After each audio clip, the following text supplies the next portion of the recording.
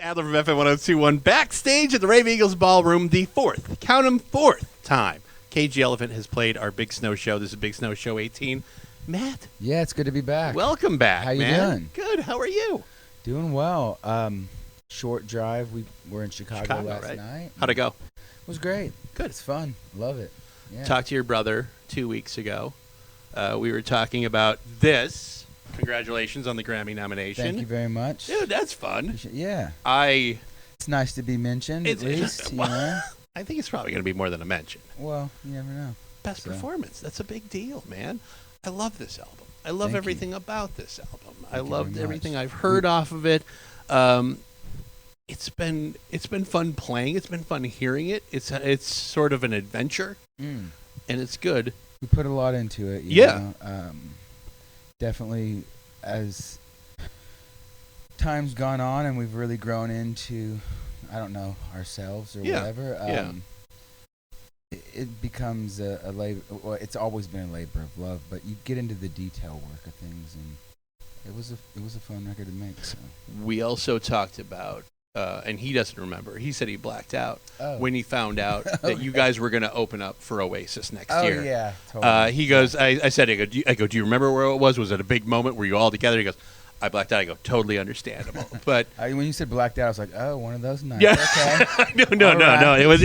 And we're not going there. We're not going there for real. But first of all, congratulations. Thank you. Yeah, we're pumped. When we first heard that they were going on tour, as in a very pipe dream type of way, I was like, we should submit for that. And then I'd heard that someone in their camp had reached out and they were interested, and we were like, yeah, for sure. Did you get details on what got the approval? What you know? No. I mean, I made this video on my phone and was like, please, I love you so much. We're brothers. Yeah, you're brothers. No. I don't know. I met them years ago, or at least I think Liam, and super nice guy. Very nice guy, and I don't know if that played into it or whatever, but maybe he remembered us. He must have. Yeah. Clearly. Yeah. Brad and I were talking about how if the brothers veer off, if it turns into some sort of younger versus older brother fight. For sure. We can team up. Is it kind of weird, the idea of opening for someone? I mean, it's been a while, right? Oh, I mean, you know. Like, not including festivals. It's pretty sick, though, you know? Yeah. It's like, it's Oasis. This is, they're one of the biggest bands in the world. And rightfully so. Love their music. Grew up on their music. I was going to say, the first conversation ever we had here was you and Brad talking about, I remember it was actually, it turned 30 this year, Green Day's Dookie cassette. Oh, yeah. That you guys were kids, and you're like fighting over it. I got busted with your parents were not happy about it? Cassette. I'm guessing Oasis cassette. I used to have my little Walkman or whatever, and I was listening to Green Day Dookie and Idiot, or was it Idiot? I can't remember. Did he commandeer it? So my dad, he was interested in what I was listening, and he got the lyric sheet, and he saw all the cuss words, and he was like, "Not in this house." Took the cassette from me. Really? Took it? Oh yeah. Never got it back? Never got it back. Ooh, that's cold. That's. Then it makes you want it more. Father, I guess. It makes you want it more, though, right? Yeah, for sure. We rebelled and hit it for sure. He probably would have been fine with Oasis. 3 or 4 of those cassettes. I was going to buy another one.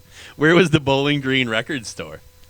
It was like a comic book record store. It was called The Great Escape. Okay. And then of course they had like a disc jockey in the mall or whatever, franchise. So you just went back with your $7.99 and.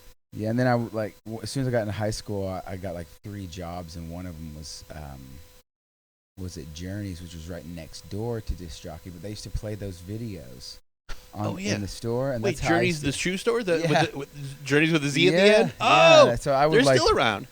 That's how I discovered a lot of music, you know. I'd sit in there and Did they have like their own stuff that they had you play and you just had to watch it? Yeah, for sure. I mean, okay. I'm sure they had programmed, but I remember seeing the Foo Fighters that way. I was like, oh, cool, David Grohl's got a new project. Yeah, that's how you got your news. Yeah.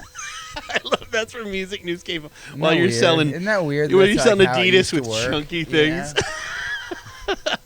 Yeah. Back before smartphones and all that stuff. I was gonna say, as It's opposed to kinda every kid sitting in a store right now at a kiosk going, you're like, you got to go up there and go. Hey, I'm guilty of it too. It's the time. And you're there now. I know. I believe Metaverse is going to be the next single off this, which I am very excited about. Super pumped about it. Man, yeah, that's a fun song. Thank you. It's a blast. It was just it's musically, it's kind of got this uplifting punk vibe to it, but then lyrically, it's kind of a deeper song about missing your family and being away from home and all that stuff. The constant, every day, just doing the same thing away from home. So going not only through this album, but I just looked up. This was this morning after the show. Mm-hmm. Tell Me I'm Pretty turns 10 next year. That's crazy. It's very crazy. That's so crazy. Yeah. And I know a popular thing to do, and it's not to insult any other bands, but like for older bands to dust off some 20-year-old albums, 30-year-old albums. Green Day did a fucking hell of a job this year doing it. 2 of the whole record? That's kind of sick. For sure. Would that be, not would you do it, but would it be fun to do that album all the way through? Oh, yeah. I mean, I loved making that record. It was a really great experience with Dan. Yeah. The Black Keys, and we did a lot of demoing and writing on that record before we went into the studio. Some albums happen different. Sometimes we'll write a lot in the studio, but that record we had a lot of material together. And I remember when we were making it, an important part of the process for Dan was to listen to music and kind of just talk about your passion, music. And so we would do a couple takes and then listen to a couple different tracks that were pretty diverse, and then go back and play the song completely different. Really? Yeah, and it was a really cool process. I learned a lot. So did he want you to listen to other artists, or? Yeah, I think he just wanted different vibes. It was like covering your own song. So like, you get really tight, you get the song really tight, and then listen to a couple other songs, and then play it completely different, and hopefully catch some magic. And I think Cold, Cold, Cold. That's what I was going to bring about. Totally changed that way. I was going to say I just love the jangly part of Cold, Cold, Cold. But did it start writing it? I don't know. Do you go guitar Cold, Cold, Cold first? was kind of like a punk song when we first wrote it, and it turned into something with more of a groove, and I really love. I love where it. That was the one song. I always listen to an album twice all the way through, and this the reason I have CDs. I still plug in this into a CD player, and I plug it in my car and hit play and listen to it all the way through twice. That's how you got to review an album, so you're not interrupted. There's nobody calling you. There's nothing. Yeah. But even that first listen, Cold, Cold, Cold was the first song that I go, holy shit. I'm like, this is. It wasn't different from what you guys were playing, but it just had a different sound. It was. I don't know what it was. It still hits me really hard. I think it probably was part of that process of just kind of reimagining your song in the moment, so that you don't have time to be too preconceived about it. It was a lot of fun. Speaking of listening to records from front to back, I remember when we used to Nirvana would have a new release or whoever, and me and a couple friends would get together and we would light a candle, and the rule was you can't talk during the listen for front to back. That was like a total different. That it's really special. Well, that's why I love, and I'm always curious about the layout of an album and how much time goes into the track list. And I know a lot of people don't care about track lists because you're talking about singles, and things are kind of segmented now, and it's song versus album. But how much time did you put into how things are laid out? I honestly think that that's a good thing for track listing, the way that singles are released now, and it's very single oriented. You don't have to worry too much about the sequencing as far as like there's streaming. You have streaming, and so there's all that stuff, social media, and so it presents a pretty cool opportunity to really create an experience for the audience. And I mean, we try to do that anyways with all of our records. Yeah, but I mean, you want to always set a tone with like the first, say, 4 songs, right? For sure. And you're like, you don't want to scare the shit out of somebody with the first track, but at the same time, you don't want to go, oh, they're gonna think it's just gonna be all soft and easy. Does it kind of spin around in your mind, or do you go, no, there's a feeling to all of this? For me, it's really about just creating an experience. Yeah. And where does it take me? What kind of journey does it take me on emotionally, I guess, or even intellectually? But is there an arcing, like a theme? Not necessarily a theme, but does it tell a story without telling a story? I don't know if that makes any sense. No, it does. I mean, that's what an album. An album is a huge story, and all the songs are smaller stories, right? It's just like short films making up a larger series of films, you know. Yep. And you want to create moments where there's a moment to breathe, a moment to think, reflect, and then moments to, I don't know, lose it, whatever. I always love talking to you, but are you looking ahead, and if you have a moment with Liam and Noel Gallagher, do you have anything in your head, or do you think by like the 5th show you're like, we're just friends and we're going to have some inside jokes and we're going to be hitting each other in the dick and stuff like that? I sure hope so. I remember years ago we got asked to go out with the Rolling Stones, which was amazing. Yeah. And I was definitely looking for my moment to talk to Mick, like that was a big deal for me. And so I wrote him a poem. I did a drawing. Whoa. All this stuff, had it together, and I'd asked one of their tour managers if I could get it to him, and he was like, yeah, you can. He's like, but when I come and get you, it's time, and you gotta go right then. And I'm like, okay, cool, yeah, fair, And so that was back when I was kind of doing the ballet thing, and I was wearing like a ballet block, which is essentially a thong, with like ballet tights that you could see through the, pantyhose basically, and that's all I had on. Which Mick was wearing in the 80s too, by the way. Yeah. So not to be, I don't think if you're talking to one dude in the world who goes, oh, I went through that phase, and you're like, oh, what he said was classic. So the tour manager comes in and is like, you got to come right now. I'm like, okay, fair, So I'm wearing ballet shoes, a ballet block, and tights. You can see straight through them. And I walk into Mick's dressing room, and he takes one look at me and said, well, if I'd known this was going to be a fancy dress party, I would have dressed up too. I was like, all right.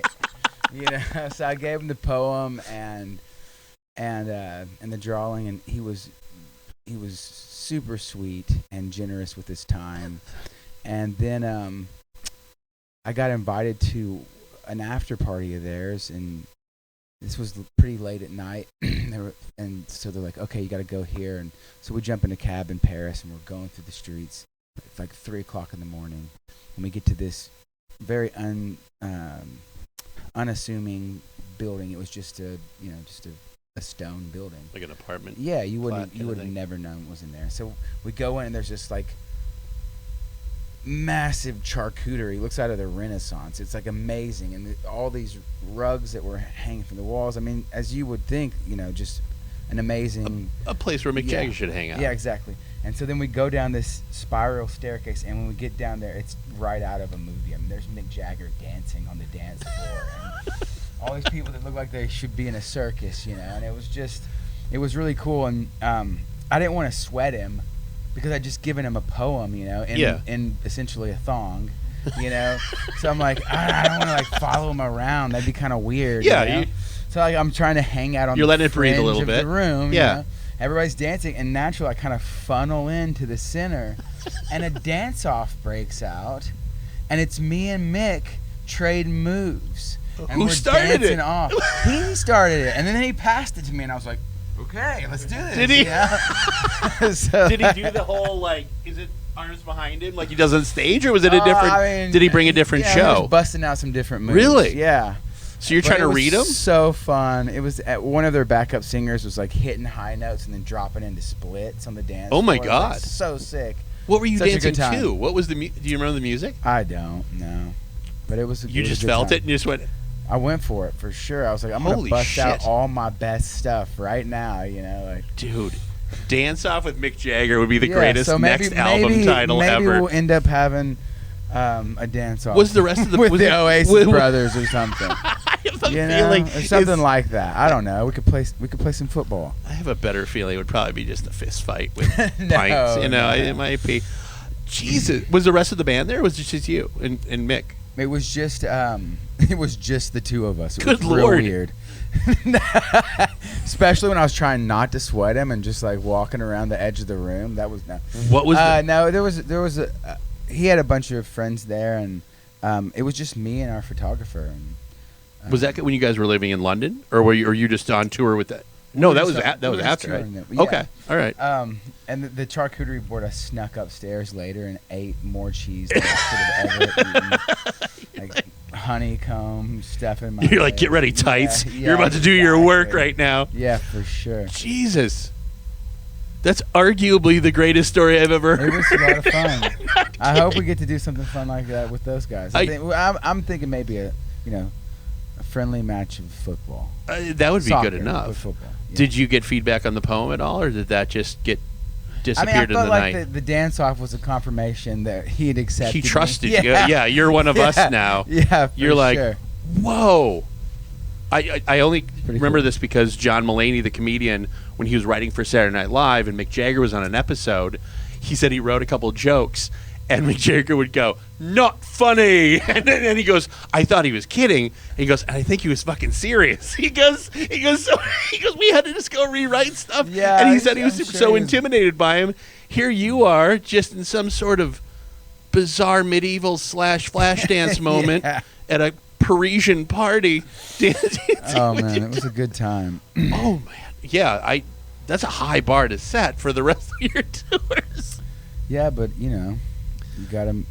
I was excited make even for more you exciting guys. Moments in the future. Yeah, so I was knows? excited for you guys when I heard it. I felt like you guys kind of won the lottery, and I'm like, deservedly so. I'm like, that's going to be a fun tour. We definitely were talking about it for months, and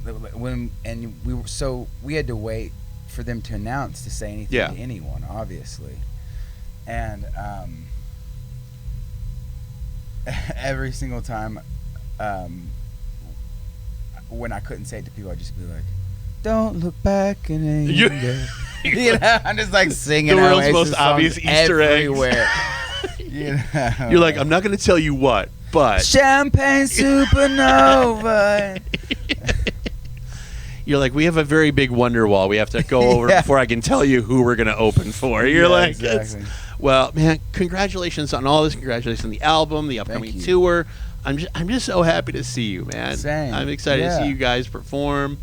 It's good to be back. Love this venue. So fun. You are now the only band to have done 4 of these. We've been doing 18 of these, and you've been here 4 times. So, genuinely, thank you for always saying yes. There's never been a time where you guys didn't say no. There's never been a time when you haven't lit this place goddamn up. First thing we walked in the venue, I was like, "Oh yeah, I love this venue." Did you hit the pool already? Did you go down there? Haven't been down there yet, but definitely throw a couple echoes down there, get your voice going. I've heard that some people actually tried to jump in it. Is that real? When it was empty? Yeah, I heard. Probably. I won't say who, but I did hear that a notable lead singer tried to do that and broke his leg. Oh, really? And that I haven't heard. They were on tour, yeah. There's a couple bands over the years that have talked about how they wanted to use vocals that they recorded down there in something because it's hard to recreate it anywhere else. It's a weird echo pattern. So might do it. Might do that myself. Give it a shot, man. It'll be on the next album called Mick Jagger's Tights. Yeah. Called the Mick Jagger Dance Party, KG Elephant's next album. I'm very excited. It's got a ring to it. Thank you so much. I want you to rest up for this show. Appreciate the time, Matt. Happy holidays. You as well, brother.